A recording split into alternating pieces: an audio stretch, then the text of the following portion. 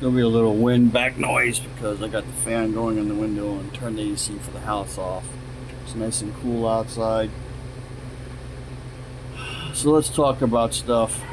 I would highly recommend that you try to keep your preps topped off. Try not to let your fuel tank go below half, especially if you have a vehicle that may run post EMP nuclear, or even a extended grid down. Listening to Magic Pepper tonight, he was talking about Africa and I think South Africa, where they're bracing for an entire grid down. They don't know how long it's going to be for. So what he was talking about is they're further along in the process of losing infrastructure. Electricity is vital to the Western way of life. We don't live without lights. We don't live without refrigerators. We don't live without freezers. We don't live without electric stoves, electric heat. You know, some of us have been prepping, have been working hard on finding alternatives to all that. I actually need to seal up some solar panels I have in cardboard and then wrap them in foil as a Faraday cage thing. So keep your prep stopped off. So today I went and got 6 bags of chicken feed. They're 50 or 80 pound bags. I don't remember how much, but I go through 3 of those a month. And then this morning before I went out, the AC guy showed up, did our annual AC tune-up and visit. So we should be good for a year, hopefully. And then after he left, I got 3 more 2x4 hangers done. I had already done all the rest of them, so there were 14 total. And I had 1 board hung. And then like I said the other day on the video, while I was at Lowe's, I went ahead and picked up some more back porch supplies. So all the 2x4s and 2x4 hangers are done. So sometime soon I will probably go get the 12 2x6 hangers. Depending on the cost, I may just get all 24 that I need, put those in place, and then probably at some point after I take a trip in March, when I get home, I will buy the 2x6s, and then the one side will be done. And then again, I talked about doing the wall extensions on the one building. So work at everything a little bit at a time. I'll do a short video to show the progress so you can see that the 2x4s are done. So I also had to put up a header on one section of that area. So I think keeping your prep stopped off is going to be important. I'm looking at getting some blackout bags off of Amazon to throw. The network will go down if we have a grid down, but the phones will still be functional as for like calculators and any data you actually have stored on them, as long as it's not stored on the cloud. I want to put my iPod and an external speaker in there because I really want to be able to have music. And I also need to get off my butt and get a bunch of songs and CDs loaded onto my laptop for iTunes, because my old desktop that I was using for iTunes is great, except that it barely works. It's a 2010, so it's 14 years old. What else? So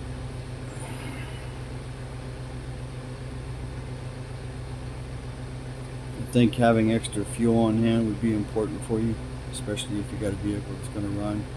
You know, if the grid just goes down, then you're not going to be able to get gas from gas stations, but you will. Your cars will run if you can find gas somewhere. So, now, having said that, you will be a target if you're driving around in a vehicle and everyone else is walking. So, I got bicycles that I need to work on. Get the tires fixed on one. My wife's more than mine. Mine seems to hold air longer than hers, but it also leaks. So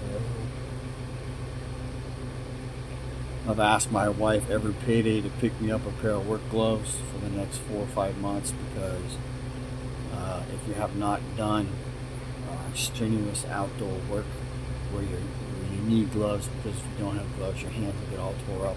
And you need to realize you'll go through a pair of gloves about every 2 weeks.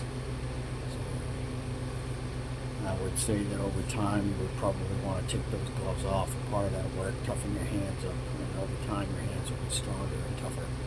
So if you're like me, my hands split real bad along these cuticles right here on the edges, and then sometimes I'll get an actual split just from dry skin, and that shit hurts like a son of a bitch. Can't remember if I said, but I already bought 800 8-hour tea light candles for next winter because I use them a lot in the living room in my Takata pot heaters. And they could also serve as a heat source in other rooms if we needed to. They do surprisingly warm up this area. It actually warms up the upstairs living room area too. We keep sheets across the door. So it's supposed to be almost 90 degrees here in a few days, so I am probably going to break out my space air conditioners. I never put the air conditioner away from the kitchen. Winters are short here.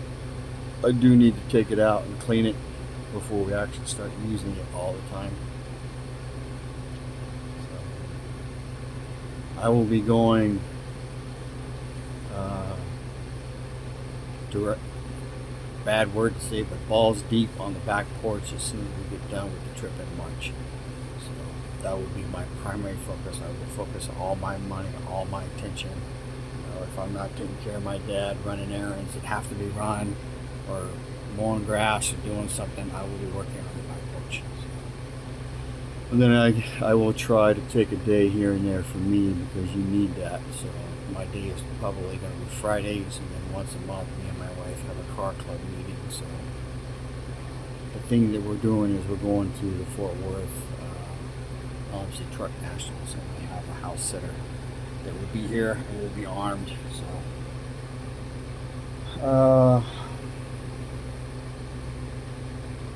yeah, I think with the current world, you probably need to get your shit together. My scope mount comes in hopefully on the 8th of March. If I'm lucky, it'll show up early. I'll get some help. I'll mount that sucker, and then I will take it to the range and get it zeroed. So it's a 1x12, so it should be really good. What else? If I like that scope enough, and I can find that version again to make both of my ARs the same, I may buy a second one. And I told a friend of mine, if I really like it and he wants one, if he'll send me the money, I'll buy him one and mail it to him.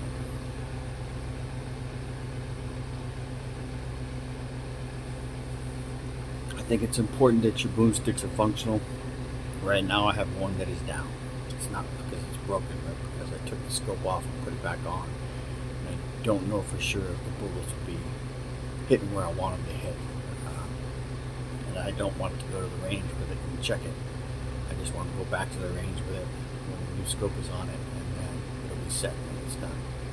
So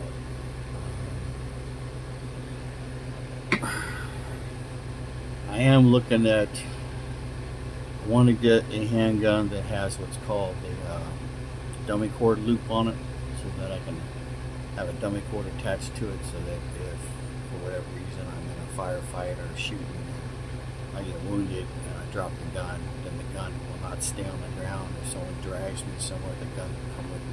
So, call it a dummy cord in the Army. All the officers, senior enlisted that carried a 9mm had to have a dummy cord for that very reason.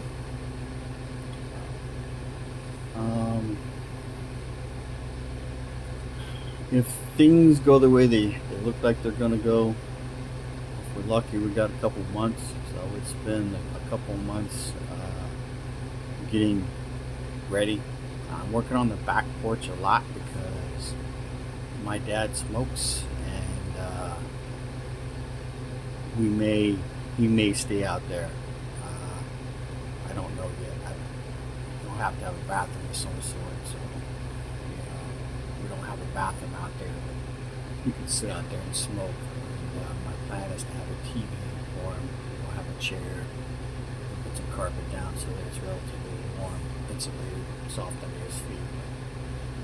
Yeah, it's getting crazy.